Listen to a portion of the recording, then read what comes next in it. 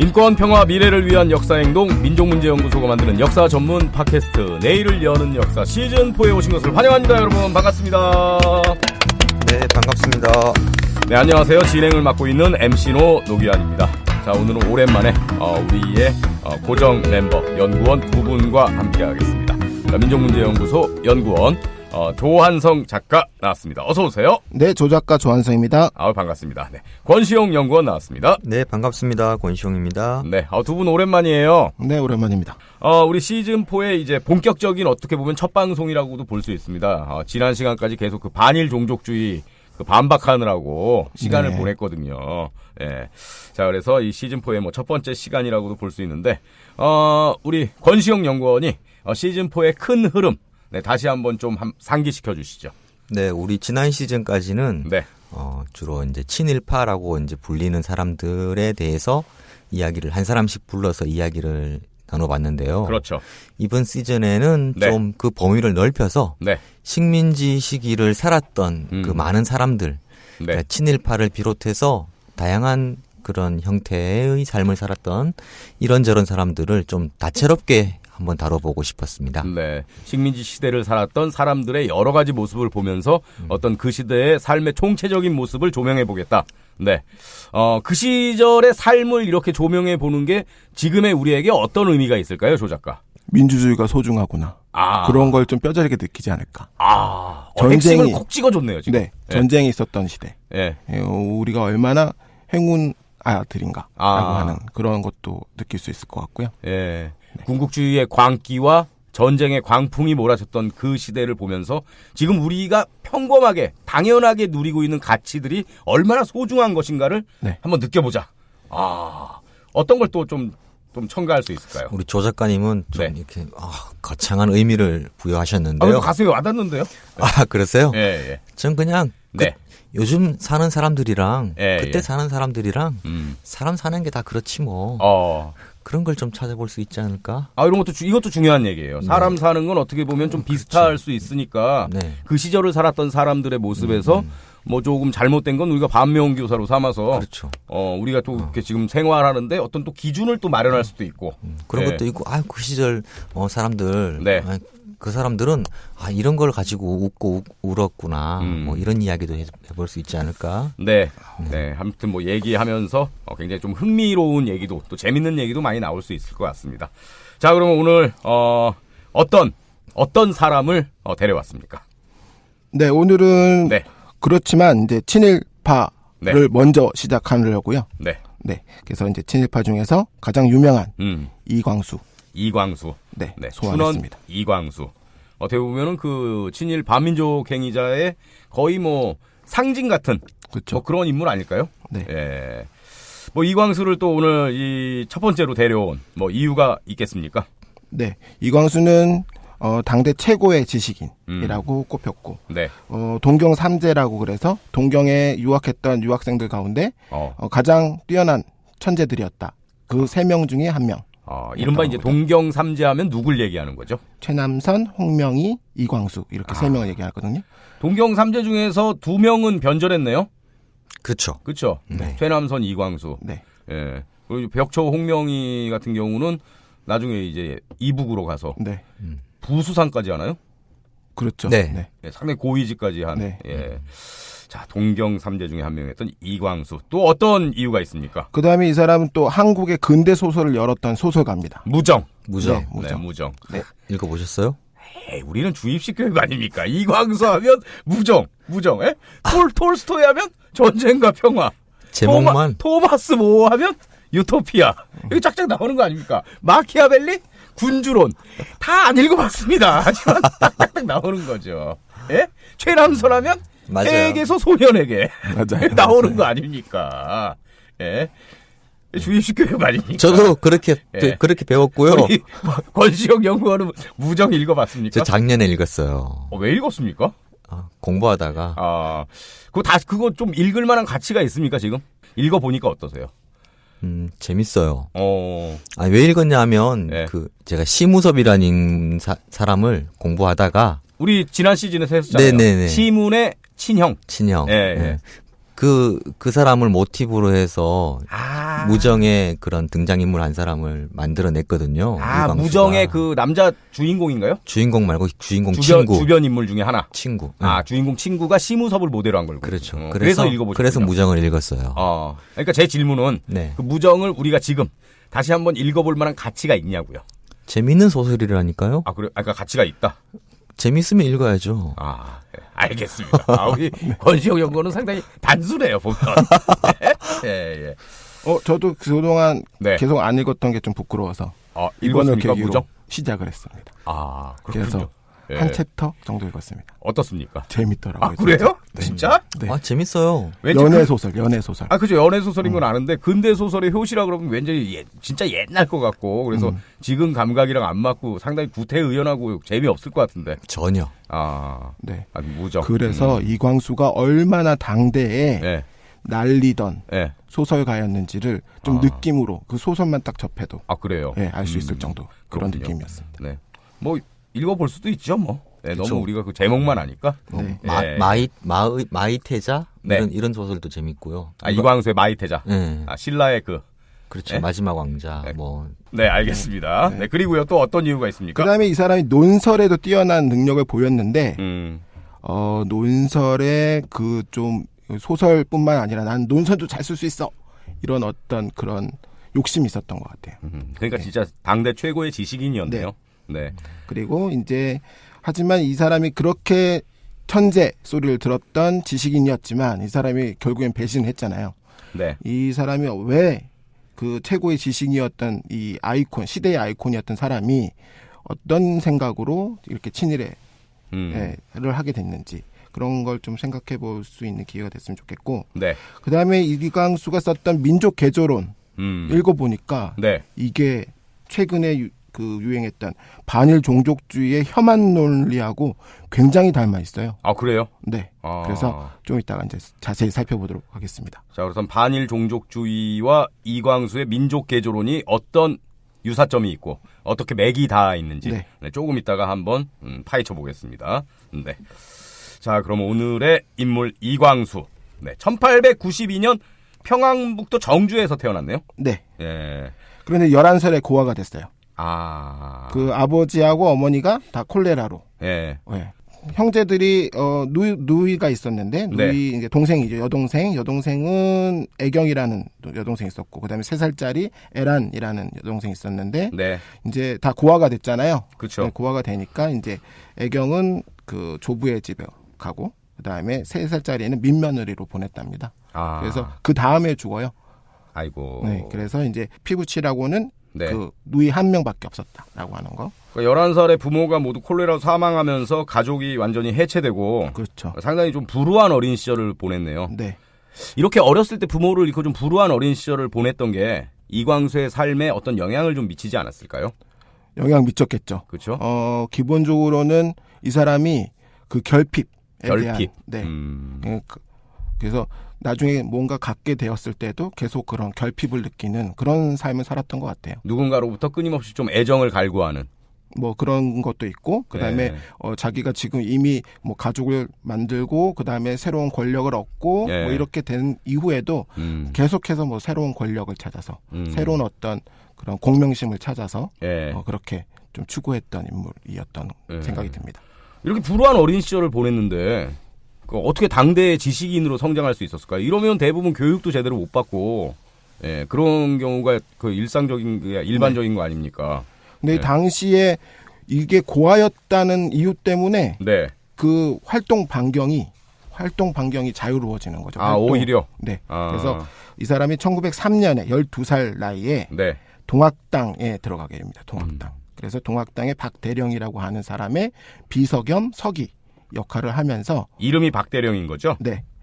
그리고 이 사람이 이제 서울로 진출을 하니까 이광수도 따라서 서울로 가게 되는 거고요. 그러면서 이 공부를 할 수 있는 기회가 열립니다. 그래서 당시에 일진의 유학생으로 뽑혀가지고 일본을 유학하게 됩니다. 근데 일진의 유학생으로 뽑혔다. 일진회는 이거 친일 단체 아닌가요? 네. 그래서 이제 여러 인터넷이나 그런 데 보면 일찌감치 친일의 싹수를 보였던 것처럼 일진회라고 하는 친일 단체에 그 장학생으로 뭐 뽑혀가지고 유학을 했다. 그런 이유로 이제 그렇게 막 설명을 하고 있는데 예. 사실은 이때 일진회는 초기의 일진회여서 그 친일 성향을 드러내는 그 단계는 아니었어요.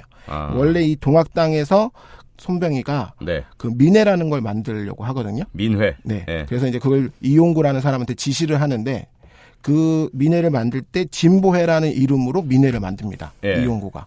그런데 이 진보회 만들고 난 다음에 예. 송병준이 일진회라는 걸 만들면서 이 진보회를 흡수를 해요. 그래서 일진회가 그 동학을 대표하는 단체가 되는 겁니다. 그런데 이게 나중에 이제 친일 행위로 막 가면서 이 손병희가 그 친일 세력들을 잘라내고 천도교를 만드는 거거든요. 예. 그래서 그 천도교가 되기 전에 그 친일 성향을 드러내기 전에 일진회는 손병희도 같이 하고 있던 그런 일진회입니다. 그래서 이때 당시에 이광수가 유학을 갈 때는 손병희가 주선을 했다 그래요. 그래서 네. 손병희가 여러 사람을 뽑는데 그중에 한 60명 정도가 그 손병희가 뽑아서 유학을 시켰던 유학생이 된 겁니다. 그러니까 이때가 이제 강제병합 전이잖아요. 그렇죠. 예. 그러면 이 당시에 일진회는 어떤 걸 좀 추구했던 단체인 거예요? 동학 농민 전쟁으로 동학이 파탄이 났잖아요. 예. 그리고 손병희는 일본으로 망명했고요. 예. 그러니까 일본으로 망명해 있는 상황에서 손병희가 국내에다가 그래도 동학의 그런 그 뜻을 이을 예. 민중 단체를 만들 생각을 가지고 있었던 것이죠. 예. 그래서 만들었던 것이 이용구를 시켜 만들었던 것이 아까 얘기했던 진보회였고요. 예. 예. 근데 그 진보회를 일진회가 흡수했다. 그렇죠. 예. 그 다음에요? 그래서 이제 일진회의 유학생으로 가서 일본으로 유학을 하게 되고 그 다이세이 중학교라는 곳에 입학을 한다 그럽니다. 근데 이때 당시에 다 일본에 누가 있었냐면 네. 최린, 최남선 이런 사람들이 다 유학을 와 있었어요. 아, 그래요? 네. 그래서 이제 다 그렇게 서로 알게 되는 거고요. 그런데 이제 일진회가 이제 내분 아까 일어나가지고 그 친일 세력화 하면서 천도교로 바뀌게 되잖아요. 그런 과정에서 돈이 끊깁니다. 장학금이. 그래서 다시 돌아오게 되는데 돌아왔는데 운이 좋게도 이 유학생들을 공부를 그만두게 하면 너무 아깝잖아요. 그래서 네. 이제 그 국가에서 돈을 대줘가지고 다시 유학을 시킵니다. 16살 때. 네네. 그래서 유학을 해서 메이지 학원의 보통부라고 하는 곳에 들어가서 3학년 편입해가지고 5학년까지 해서 졸업을 하게 됩니다. 그러니까 아주 뭐 어렸을 때부터 네. 아주 영특하고 그런 걸 인정을 받았네요. 그렇죠. 이렇게 국비 지원도 받고 그런 걸 보면. 예. 자, 그래서 일본에서 이렇게 유학을 하고 1910년에 메이지 학원을 졸업한 다음에 이제 귀국을 하는군요. 그렇죠. 네. 귀국을 한 다음에는 이제 또 오산학교라고 네. 해서 그 이승훈이 그 교장으로 있는 그 이승훈이 그 초청을 해가지고 오산학교의 교사로 가게 됩니다. 그리고 이제 이때 첫 결혼도 하게 되는데 박혜순이라는 여성하고 결혼을 하고. 백혜순입니까? 백혜순. 네. 네, 백혜순입니다. 1911년에 백오인 사건. 백오인 사건이 일어나죠. 네. 그래서 이제 이승훈 선생이 구속이 돼요. 그러면서 이제 그 학교를 책임지게 되는 역할이 됩니다. 오산학교 교사였기 때문에 네. 오산학교의 책임자로. 네. 그래서 학감이 되면서 이제 운영을 실질적으로 책임지게 되는데. 와, 이때가 20살 때인데요. 네. 와. 이때 당시에 교사는 그렇게 월급이 높지 않기 때문에. 아, 그래요? 예, 대부분 유학하고 난 다음에 들어오면 곧바로 하는 게 교사들이에요. 교사 역할을 하는데, 이광수도 마찬가지로 그렇게 했던 거고. 네. 근데 이제 학교에서 문제를 일으켰어요. 왜요? 이 사람이 진화론을 얘기했어요. 학교에서. 오산학교가 기독교 계열이죠? 네, 기독교 학교인데. 그래서 막 진화론 얘기하고 뭐 과학 얘기하고 이러면서 톨스토이를 또 워낙 좋아해가지고 톨스토이 얘기하면서 막 그 기독교에 맞지 않는 그런 얘기를 했던 거죠. 근데 하여간 진화론을 가르쳐서 갈등을 일으켰다. 그래서 오산교회 그 선교사 로버트한테 배척을 받아가지고요 쫓겨납니다. 쫓겨납니까? 학교에서? 실업자가 됐네요? 네. 그래서 이제 근데 돈을 모았던 게 있나 봐요. 이때 돈을 모았던 게 있었는지 어떤 돈을 가지고 갔는지 모르겠는데 이때 세계 여행을 하게 됩니다. 이 세계 여행 간 거는 제가 어디선가 읽은 기억이 있는데 돈이 그렇게 많지 않았대요. 예, 그래갖고 뭐 이렇게 아주 거의 거지꼴로 무전 여행. 배를 탔는데 중국으로 가는 배를 탔는데 그게 뭐 좀 그때 뭐 요새도 비행기 연착하는데 그때 얼마나 엉망진창이었겠습니까? 그 배가 바다 위에서 일주일인가 더 있었대요. 예, 그래갖고 거의 거지꼴로 이렇게 그 중국에 내렸는데 거기서 우연히 정인보를 만나서 정인보가 돈을 줬다 뭐 이런 얘기가 있더라고요. 그렇군요. 예. 네. 이게 돈이 나올 구석이 없거든요. 그러니까요. 이때 당시에 실업자인데. 교사가 월급이 제대로 안 나왔대요. 오산학교에서. 그래서 네. 돈이 없었을 텐데 이 사람이 이제 쫓겨난 김에 그냥 해외여행을 떠난 거죠. 이름은 세계 여행인데 그렇게 넓게 가지는 않았어요.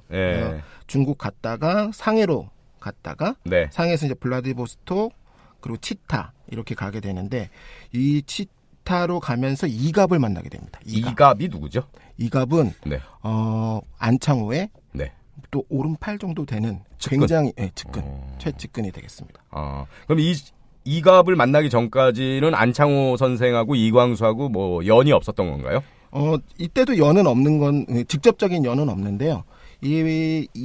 이광수가 이때 활동하는 거에서 계속해서 안창호하고 연결이 되는 측면쯤이 있어요. 그 다음에 시베리아 국민회가 하는 네. 그 정교보라고 하는 잡지의 주필이 됩니다. 이때 시베리아 국민회도 이게 신민의 단체예요. 네, 그래서 그 계속해서 안창호를 직접 만나지는 않았지만 네. 안창호와 계속 연결되는 안창호 세력하고 계속 인연을 갖게 되는 그런 특이한 특징이 있습니다. 이 당시에 1914년 당시에 도사는 어디에 있었죠? 도사는 미국에 있었죠. 미국에 있었고. 네. 이승훈도 왜 그 안창호 연설을 듣고 사업가 이승훈이 그 교육자로 변신하게 되는 거 아닌가요? 그렇죠. 1907년 무렵에 그 안창호가 들어와서 신민회를 만들 때 전국 각지를 돌아다니면서 연설을 하거든요. 그 연설에 반한 사람들이 엄청 많아요. 네. 그렇군요. 유학도 했기 때문에 그 육성 같은 거 남아 있는 건 없죠. 안창호 선생. 없죠. 안타깝네요. 예. 자, 14년에 블라디보스톡에 가서 계속 거기 있습니까?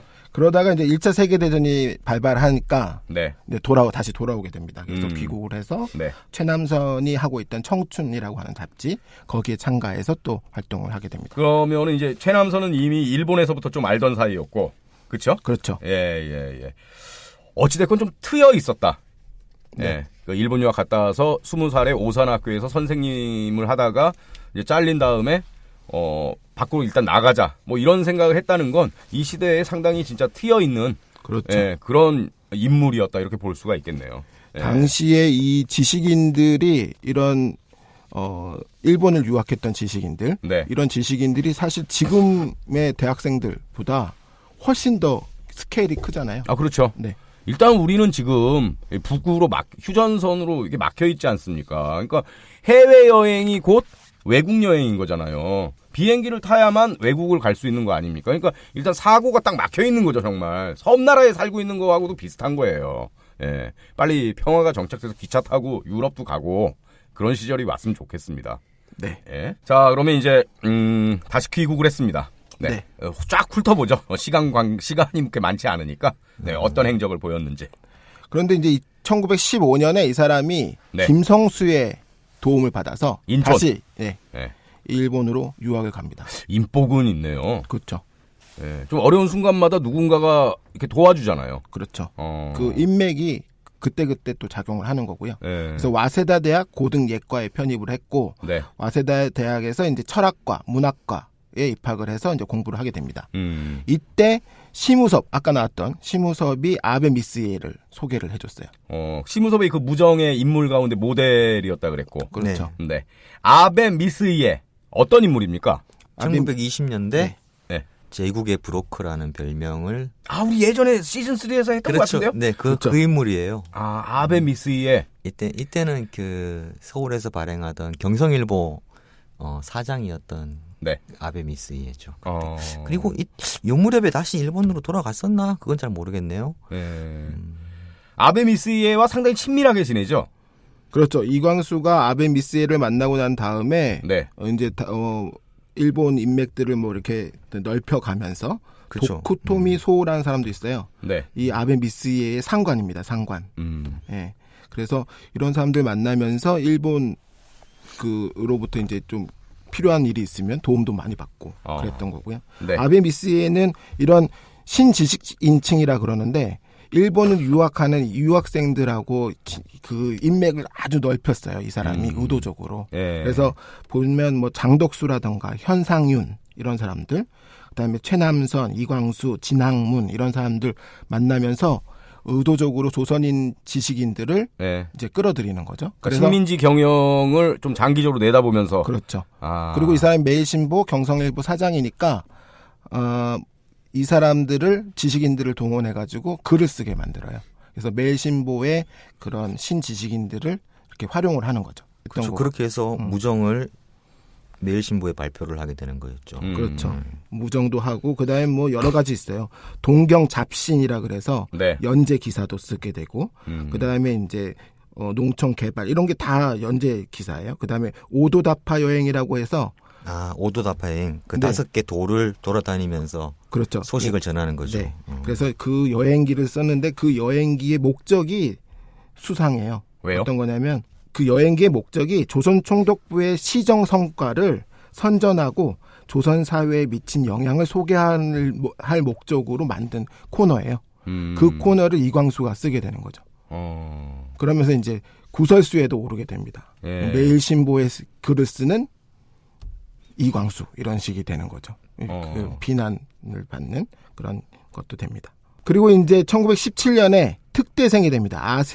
와세다 대학 특대생. 특대생이 뭡니까? 특대생. 특대생은 장학생이라는 뜻입니다. 장학생. 네. 근데 이 특대생을 달면 뭐 모든 학생들이 막 우러러 보면서 난리가 난대요.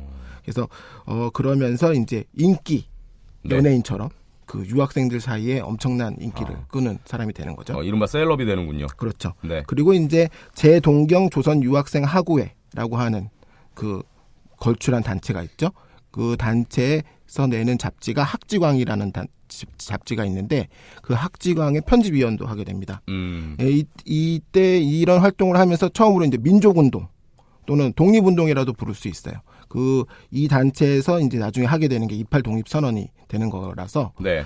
이런 민족운동, 독립운동을 시작하는 그런 시점이 이 시점이 되겠습니다. 네. 그런데 이때 허영숙이라고 하는 네. 여성을 만나게 됩니다. 이광수의 삶에서 빼놓을 수 없는 이름이죠. 그렇죠. 허영숙. 아주 결정적인 영향을 미쳤던 네. 여성인데 도쿄 여의전이라고 하는 여자 의과대학. 네. 거기에 이제 그 다니는 학생이었는데 이거 엄청 인기가 있었던 학생이래요. 이 허영숙을 얻으려고 사랑을 얻으려고 많은 남학생들이 도전을 했다가 실패한. 근데 거기에 이제 이광수도 끼어들게 되는 거죠. 그래서 이 허영숙과의 사랑 때문에 백혜순하고이라고 하는 그 첫 번째 부인하고 이혼을 하게 되는 거고요. 그 다음에 이제 집안에서 반대가 심했을 거 아니에요. 허영숙의 집안에서. 네. 허영숙은 굉장히 부잣집 딸이었고, 그래서 이제 반대를 하니까 베이징으로 사랑의 도피 여행을 떠납니다. 무슨 돈으로 갔을까요? 허영숙 돈으로 갔겠죠. 부럽네요. 베이징에서 3개월 동안 살게 되는데 그 3개월 동안 살면서 조금 의기소침해졌던 것 같아요, 이광수가. 왜요? 당시 이 시점이 1918년 겨울부터 해서 1919년으로 넘어가는 시점이거든요. 그 격동의 세계사 그렇죠. 시점 아닙니까? 네. 러시아 혁명도 딱 성공하고, 전 세계가 어떤 혁명의 기운이 넘쳐 흐르던 그런 시기. 네. 그런 시점에 지금 사랑에 도피하고 있고 나는. 사랑에 도피를 하고 있고. 그 다음에 뭐냐면 매일신보의 기사를 쓰면서 비난을 받고 있던. 어떤 뭐 총독부를 홍보하는 그런 기사를 쓰면서 비난도 받고. 그 다음에 이 베이징으로 가게 되면서 아베 미스이한테 소개를 받아가지고 공사관으로부터 여행권 뭐 이런 거 얻고 이러면서 공사관을 들락달락했거든요. 애정 도피할 때 아베 미스이가 또 도움을 줬어요. 네네. 그러면서 이제 구설수에 오르는 거죠. 그렇죠. 유학생들 사이에서 뭐 그렇죠. 수근수근 됐겠죠. 그러니까 이걸 단번에 해결할 방법이 필요한 거죠. 이광수 입장에서는. 그렇죠. 그건 뭐냐? 독립운동에 참여하는 거죠. 그래서요. 다시 독립운동에 참여하는 일본으로 거죠. 갑니까? 네. 그래서 허영숙은 국내로 들어가고 그 다음에 자기는 일본으로 가는 거죠. 다시 유학생 사회로 가는 거군요. 네. 그래서 거기서 그 유명한 28 독립선언서를 쓰게 되는 거군요. 그럼 다시 일본으로 이광수가 갔을 때 유학생들이 조금 이렇게 조금 안 좋은 눈으로 바라봤을 수도 있겠네요. 뭐 애정 도피하고 지금 딱 온 거니까. 쉽게 얘기하면 요즘 말로 하면 스캔들 일으킨 다음에 몇 달 동안 잠수 탔다가 다시 온 거 아닙니까? 그렇죠. 예, 그러니까. 그런데 이제 들어올 때 예. 잠시 조선을 들리거든요. 예. 조선을 들려서 현상윤을 만나요. 그래서 현상윤한테 자기가 중국에서 얻어들은 예. 그 혁명적 분위기 예. 그런 것들 다 전해주고 그다음에 28 일본에 가서도 일본 유학생들한테 그런 분위기를 전하는 메신저 역할을 하는 거죠. 그러면서 이제 거기서 독립운동에 참가할 수 있게 되는 거고 글을 또 워낙에 잘 썼기 때문에 예. 당연히 독립선언서를 쓴다고 할 때에는 이광수한테 이 청탁이 들어오게 되는 거죠. 그래서 1919년 2월 8일에 28 독립선언을 이광수가 쓰게 되는 거군요. 그렇죠. 독립선언 쓰게 되는 겁니다. 예. 그럼 28 독립선언서 이제 완성한 후의 행적은 어떻게 됩니까? 그 완성을 하고 난 다음에 최팔룡이라고 하는 그때 당시에 그 독립운동 단체의 최고 지도자가 있어요. 최팔룡 선생. 네네. 네. 그 최팔룡이 이광수한테 부탁을 하는 거죠. 해외로 나가가지고 이 28 독립선언을 한 사실을 해외에다가 널리 알려줘라. 그래서 이 사람이 이광수가 상해로 떠납니다. 독립선언을 알리기 위해서. 네. 예. 그래서 이제 상해에서 다시 여러 상해에 모여있는 당시 모여있던 독립운동가들을 만나게 되는 거죠. 그리고 그 상해에 모여있던 독립운동가들이 임시 독립사무소라는 걸 만들면서 거기서 이제 막 논의를 한 끝에 만들어지는 게 상해 임시정부거든요. 그 상해 임시정부에 그 이광수가 참여를 하게 됩니다. 그래서 임시의정원 만드는 데 도움을 주는 거고요. 그 다음에 이 사람이 한 일은 안창호가 5월 달에 들어와요. 상해로 들어올 때 그 상해에서 안창호와 이제 드디어 처음으로 본격적으로 만나게 되는 거죠. 그래서 안창호의 이제 오른팔이 됩니다. 오른팔이 되면서 그때 독립신문도 만들잖아요. 네, 독립신문 사장, 상해 임시정부에서 편집장, 편집국장 역할도 하게 되고. 근데 임시정부 독립신문이 그 전에 국내에서 있었던 독립신문하고 맥이 다 있는 건가요? 아니죠, 완전 다른 거죠, 완전히. 완전 다른 겁니다. 근데 저는 약간 의문이 드는 게 이광수가 어찌됐건 그 비난을 받았다 그랬잖아요. 그 총독부의 어떤 그 행정을 홍보하는 그런 기사를 연재해서 그런 게 이런 어떤 행보의 걸림돌 같은 걸로 되진 않았습니까? 이렇게 저놈 저런 기사 쓰는 놈인데 이렇게 그렇게 그런 건 없었을까요? 그 당시에 매일신보가 그렇게 부수가 많지 않았고 그렇게 신문에 몇 번 썼다고 해서 이제 상해에 있는 사람들까지 그걸 다 알았을 가능성은 거의 없고요. 그렇기 때문에 그냥 궁금해서 물어봤습니다. 네. 그냥 궁금해서 물어보는 거 있으면 상당히 두 분이 싫어하네요, 오늘. 자, 그래서 이제 28 독립선언을 쓰고 상해에 가서 임시정부를 만드는 데까지 관여를 합니다, 이광수가. 그렇죠. 그리고 그래서, 안창호 선생도 만나고 안창호의 최측근이 되고. 그렇죠. 네. 이제 총방받는 어떤 독립운동 세력 내에 총방받는 젊은이가 된 거잖아요. 그렇죠. 이 사람이 뭐라도 했다 하면 네. 그냥 너무 잘해버려요. 최고. 글을 써도 잘 쓰고. 그렇죠. 최고가 돼야지 좀 성미가 풀리는 그런 사람인 것 같아요. 그래서 뭐냐면 독립운동도 아주 모든 사람이 다 알 정도로 거창하게 하고. 그건 어떻게 반대로 얘기하면 내가 이렇게 열심히 했는데 잘 안 알아주면 굉장히 마음 상하고 배신감까지 느낄 수 있는 성정의 소유자다. 그렇죠. 뭐 이렇게 얘기할 수도 있겠네요. 그래서 기본적으로 제가 이렇게 보면 이 사람 공명심이 되게 큰 사람이다. 좀 이름을 알리고 싶어하는 그런 사람인 것 같아요. 그러니까 내 이름이 안 알려지는 좀 묵묵히 일을 해야 되는 어떤 독립의 과업의 하나의 벽돌이 되는 그런 일은 좀 못할 사람이다. 그렇죠. 이름을 알릴 수 없는 일 이런 것. 뭐 그렇게도 좀 볼 수가 있네요. 네. 그러다가 이제 독립운동 세력을 떠들썩하게 만드는 이광수의 귀국이 있게 되는 거죠. 그렇죠. 1921년 3월 달에 귀국을 하는데 몇 년도에 갔다 그랬죠, 상해에? 지금 19년에 간 거죠. 1919년. 2월 초에 갔죠. 19년에 가서 21년에 귀국을 하게 되는 거죠. 그렇죠. 근데 그 이 귀국 시점이 아주 애매해요. 왜요? 왜냐하면 21년이라고 하는 시점은 벌써 그 이승만하고 이동희하고 엄청나게 막 싸우면서 임시정부가 갈등이 일어나고 그래서 그 임시정부로 모였던 힘이 막 분산되는 다시 분열되는 그런 시점이거든요.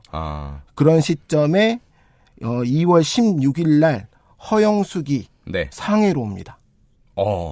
경성에 있던 허영숙이. 네. 그래서 당시에 안창호 일기에 네. 안창호가 써놨어요. 이광수 군이 경성으로부터 허영숙이 온다고 해서 마중 나가겠다라고 하는 얘기가 안창호가 일기에 써놨어요. 그러고 난 다음에 이틀 후에, 네. 바로 이틀 후에 이광수하고 허영숙을 안창호가 찾아갑니다. 그래가지고 찾아가서 이제 환영한다 뭐 이런 얘기를 했겠죠. 네. 그랬더니 이 두 사람이 안창호한테 뭐냐면 놀라운 얘기를 하는 거죠. 뭐라고요? 우리 둘 다 같이 귀국하겠다고. 그러니까 이제 난리가 났겠죠. 그래서 일기에 이렇게 써 있습니다. 지금 압록강을 건넌다는 것은 네. 적에게 항복의 문서를 바치는 것과 똑같으니 절대 불가요. 당신들의 앞날에 큰 화를 만드는 것이라. 그래서 속단적으로 행치 말고 냉정한 태도로 양심의 지배를 받아서 행하라. 라고 얘기를 써놨습니다. 네. 얼마나 그 충격, 안창호가 충격도 엄청 받았고 화도 나고. 네. 그래서 뭐냐면 냉정한 태도를 되찾고 그다음에 양심의 지배를 받아서 너가 지금 이게 가겠다는 게 얼마나 말도 안 되는 얘기인지 막 이제 그렇게 써놓은 거죠. 지금 임시정부도 분열 상태고 지금 조금이라도 더 힘을 모아야 되는데 너 지금 조선으로 네가 가겠다는 게 말이 되냐. 근데 이광수 입장에서는 사랑하는 여인 허영숙이 직접 상해까지 왔다. 얼마나 가슴 설레는 일이었을까요? 그리고 허영숙이 와서 귀국을 하자고 이렇게 권유를 했을까요? 허영숙이 같이 가자고? 모르죠. 그건 모르는 일이죠. 모르는 일이죠. 허영숙은 왜 온 겁니까? 그럼 단지 이광수를 보고 싶어서 사랑하는 연인의 얼굴을 보고 싶어서 이렇게 왔던 걸까요? 당시에 소문이 어떻게 났는지. 당시에 소문. 소문. 뭐냐면 안창호가 뜯어 말렸는데 이게 거의 스승이랑 똑같잖아요. 안창호를 선생처럼 모시는 그런 독립운동을 했는데. 최측근. 최측근으로. 근데 안창호가 그렇게 뜯어 말렸는데 이걸 거부하고 3월 달에 귀국을 했어요. 허영숙과 같이. 같이는 아니고. 같이는 아니고. 허영숙을 먼저 보내고. 그다음에 자기는 3월 달에 들어간 거죠. 그렇게 들어갔다. 그러니까 그렇게 말렸는데도 그렇게 들어간 거죠. 당시 소문은 뭐였습니까? 그러니까? 소문은 어떻게 됐냐면 가람 이병기라는 사람이 당시에 자기가 들었던 생각 이런 걸 일기로 써놨는데 한번 읽어볼까요? 자, 가람 이병기의 일기 1921년 4월 4일 일기입니다. 그러니까 이미 춘원은 다 간 상황이죠. 조선일보에 춘원이 돌아왔다는 말이 났다. 허영숙하고 상사병이 나서 왔단다. 2천만 동포니 사천리 강산이니 하고 남보다 더 떠들고 사랑하는 채안이가 겨우 한 허영숙에게 바쳤다. 이게 이제 소문의 그 내용인 거죠. 그러니까 이광수가 여태까지 2천만 동포 사천리 강산 말하면서 정말 우리가 독립해야 되고 더 애국을 얘기하고 막 그랬지만 그 열정이 겨우 한 여인 허영숙에게 모두 가버렸다. 이런 얘기네요 지금. 그렇죠. 그래서 당시 소문은 허영숙 때문에 이광수가 귀국했다. 라고 소문이 났어요. 이게 아주 시점이 정확하게 맞아떨어졌기 때문인데 허영숙이 2월 달에 들어갔고 그 상해에서 이광수를 만났고 그 다음에 3월 달에 이광수가 귀국을 했기 때문에 마치 허영숙이 데리러 가서 꼬셔서 이광수를 들고 오게 한 것처럼 이렇게 소문이 다 그렇게 나버린 거죠. 아니 근데 이광수가 다시 귀국을 한다는 건 이광수 개인적으로도 상당히 그 위험한 일 아닙니까? 임시정부에 관여했고 그렇죠. 독립운동을 이렇게 했다는 걸 조선에서 모를 리가 없는데 그렇죠. 귀국한다는 건 곧 뭐 형사처벌 받는다는 얘기잖아요. 구속되고. 들어올 때 선천에서 붙잡혔어요. 중국 선천? 아니요. 어디요? 평안북도 선천. 평안북도 선천. 아니 하여간 이게 위험한 일 아닙니까? 근데 이렇게 위험한 일을 단지 여자 때문에 그냥 갔다라고 보기에는 조금 너무 순진한 거 아닌가요? 그렇죠. 근데 저도 멋지지 않아요? 근데 멋집니까? 이거 어떤 측면에서 보면 한 여성을 사랑해가지고 내 모든 걸 버리고 돌아가겠다. 이야. 어떻게 생각하면 그렇죠. 민족이니 강산이니 조국이니 그게 다 뭔 소용이야? 우리 권시용 연구원 이렇게 로맨티스트인지 몰랐습니다. 자, 그럼 만약에 권시용 연구원 때는 1981년 저를 시험에 들게 하시는 건가요? 5.18이 일어나고 1년밖에 안 된 상황이었습니다. 전두환 독재 정권하에서 권시영 연구원이 미국 LA에서 한인들을 규합해서 국외에서 민주화 투쟁을 하고 있었어요. 한인 지도부 회장의 최측근이에요. 근데 총각인데 연인이 있었던 거죠, 서울에. 그 연인이 LA까지 와서 오빠 같이 우리 서울 가서 살자.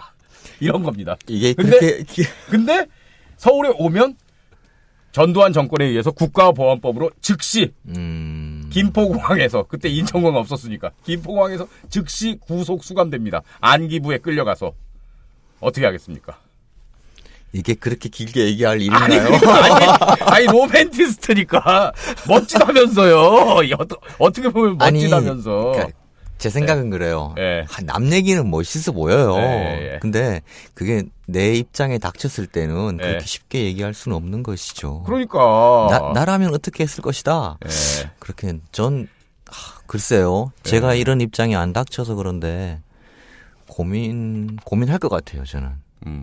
로맨티스트예요. 그러니까 제 얘기는 이광수가 단지 허영수과의 사랑 때문에 귀국했다고 보는 건 이건 너무 조금 이렇게 순진한 거 아닌가 이런 생각이 든다는 거죠. 그렇죠. 어떻습니까 이 부분은? 이후에 이제 제1사학자 네. 인 그 강동진 선생님이 그 견해를 밝혔는데 당시에 조선 총독부에 회유가 있었을 것이다. 회유에 의한 귀국이다라고 이제 쓰셨어요. 근데 명확한 근거는 없어요. 그렇다면 허영숙의 그 상해 방문도 어떤 조선 총독부의 어떤 공작, 뭐 이런 거일 수 있다. 그래서 인터넷에 보면은 그런 내용들이 나옵니다. 그래서 그 내용이 어디서 이렇게 흘러나온 것인지 봤더니 민족정기의 심판이라는 책에 기록이 돼 있어요. 민족정기의 심판? 네. 거기에 뭐라고 돼 있냐면 조선 총독부 밀정으로 상해를 탐사하러 온 허영숙이 이광수에게 요염한 추파를 보내 유인을 했고 심지박약한 이광수가 허영숙의 선정적인 유혹에 못 견뎌서 동지를 배반하고 귀국을 하게 된 거다. 뭐 이런 내용이 써 있습니다. 그 뒷문장도 재밌는데 뒷문장은 왜 안 읽으십니까? 허영숙의 완숙한 육체에 도취된 이광수는 동지들을 헌시짝같이 버리고 조국을 사랑의 보금자리로 삼아 귀국했다. 네. 그래서 이제 결국 그 내용은 뭐냐면 근데 이거에 증거는 없다는 거죠, 지금. 그렇죠. 뭐 자료가 있다거나 뭐 그런 건 없는 거죠. 없습니다. 굉장히 악의적이잖아요. 이 허영숙에 대한 평가가. 허영숙이 밀정이었다는 것도 무슨 뭐 증거 같은 거 없을 거 아니에요. 그렇죠? 이 책이 그 해방 공간에서 그 친일파들을 처단하기도 하자는 목적하에서 이제 쓰여진 책이거든요. 누가 쓴 거죠? 민족정기의 심판? 여러 명이 쓴 거여서. 이게 편집부. 이게 해방 공간에서 나온 책입니까? 민족정기의 심판이라는 책에. 상당히 허영숙을 부정적으로 묘사해놨네요. 그렇죠. 그래서 이게 당시의 소문도 부정적이잖아요. 당시에 그 허영숙이 상해로 데리러 가서 이광수를 데리고 왔다라고 하는 그런 소문이 났었고 널리 그 소문들이 이게 퍼져서 그 허영숙이 마침내 뭐가 되는 거냐면 밀정처럼 돼가지고 조선 총독부의 그런 공작에 그 동원이 돼가지고 이광수를 들어오게 했다. 그러니까 이렇게 되는 거거든요. 그 이광수라는 남자의 행동에 대해서 그 책임을 여자에게 밀어버리는 구도잖아요. 요즘 페미니스트 입장에서 이런 얘기 들으면 분개할 것 같습니다. 네, 맞아요. 우리 권수영 연구원 로맨티스트이자 페미니스트 훌륭합니다. 네. 그래서 LA에서 전두환 정권 하에서 귀국할 거예요, 안 할 거예요? 그거 빨리 대답해줘요. 아직 고민 중이에요. 갈지 말지.